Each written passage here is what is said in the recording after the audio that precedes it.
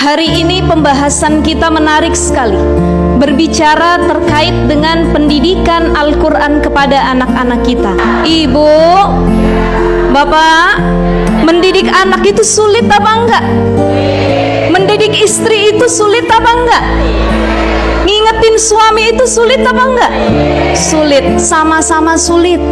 Maka salah satu kemudahan agar keluarga kita sama-sama masuk surga sekeluarga, karena motivasi terbesar hidup ini yang pertama buat ibadah, yang kedua minta redha dan surganya Allah. Sebagaimana doa yang suka kita baca habis sholat, Allahumma inni as'aluka ridhaka wal jannah wa a'udzubika min sakhatika wan nar. Semua umat Nabi masuk surga. Ketika di surga masih ada yang nangis, ngeluh sama Allah, ya Allah, saya belum menikmati surga sedemikian rupa. Ditanya sama Allah, madza turidun, kamu pengen apa lagi? Surga itu udah banyak benar kenikmatan di dalamnya. Maka para penghuni surga mengatakan, ridhaka ya Rabb, yang kami minta ridhamu. Karena banyak orang masuk surga tapi nggak dapat ridho dan rahmat Allah. Makanya kita minta, Allahumma inni as'aluka ridhaka wal jannah wa a'udzubika min sakhatika wan nar. Salah satu penghuni surga nantinya kelak adalah mereka yang satu keluarga, rumahnya menjadi baiti jannati, rumahku surgaku, di dalamnya saling bertautan melantunkan ayat suci Al-Quran. Ketika ayahnya baca Quran, anaknya membaca Al-Quran, satu rumah saling bersautan membaca Al-Quran. Hum ahlullah. Nih dalam kitab Abwabul Faraj dikatakan salah satu keutamaan orang-orang yang dekat sama Al-Quran, hum ahlullah. Mereka itu menjadi keluarganya Allah. Itu yang pertama. Yang kedua apa? Mendapat syafaat dari Rasulullah SAW. Rasul tuh bangga sama umatnya yang hafal Quran. Bukan hafal lagu, bukan hafal syair, melainkan Quran dihafal. Makanya Bapak Ibu sekalian, para jamaah yang dimuliakan oleh Allah Subhanahu wa taala, ini jadi reminder, muhasabah besar buat kita semua. Yang bapak-bapak kira-kira, ya Allah, sudahkah istri saya didik dengan Al-Quran? Sudahkah putra-putri saya dididik dengan Al-Quran? Ibu sebagai madrasatul ula, ya Allah, setiap hari saya ajarkan Quran atau tidak anak-anak saya? Atau malah anak saya setiap harinya diajak bergosip? Betul ya Bu ya? Ini jadi reminder penting. Makanya ada beberapa hal yang bisa dilakukan kalau motivasi kita surga dan ridha Allah. Dalam surah Ar-Ra'd ayat 23 sampai 24 Allah Subhanahu wa taala berfirman, Bismillahirrahmanirrahim, Jannatu adni yadkhulunaha wa man salaha min abaihim wa azwajihim wa zurriyyatihim wal malaikatu yadkhuluna alaihim min kulli bab. Salamun alaikum bima sabartum fa ni'ma uqbad dar.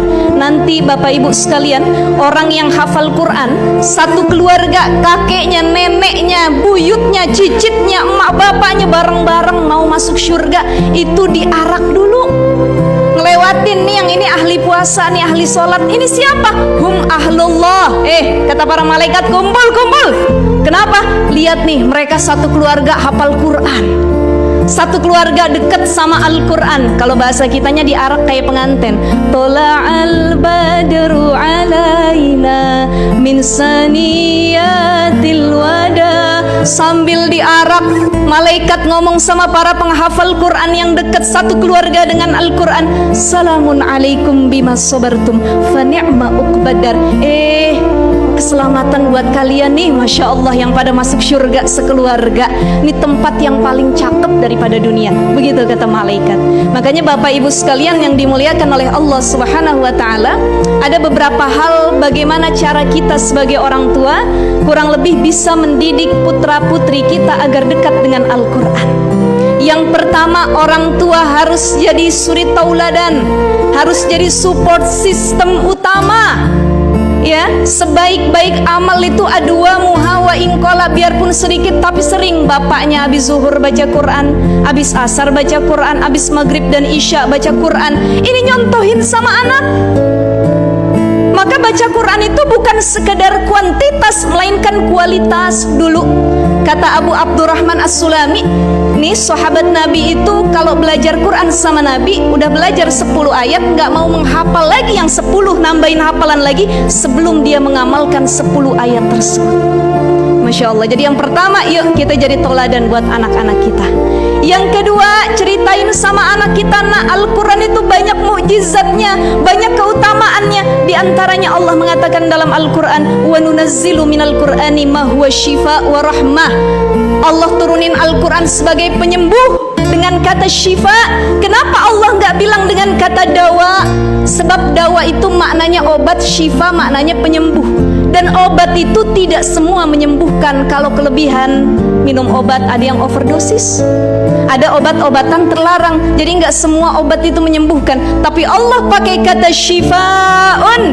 Jadi siapa saja yang membaca Al-Quran hatinya tenang. Suami lagi berantem sama istri, baca Quran. Istri uang belanja kurang, baca Quran. Nambah apa kagak? Kita punya masalah lagi galau, ya Allah, masalah dunia dan lain sebagainya, kembalikan kepada Al-Quran. Terakhir, banyak berdoa kepada Allah. Allahumma rzuqna hubbal Quran wa syauq ila qiraatih. Ya Allah, karuniakan kepadaku dan keluargaku untuk cinta terhadap Al-Quran dan selalu merindukan dekat dengan Al-Quran. Amin ya Allah ya Rabbal alamin.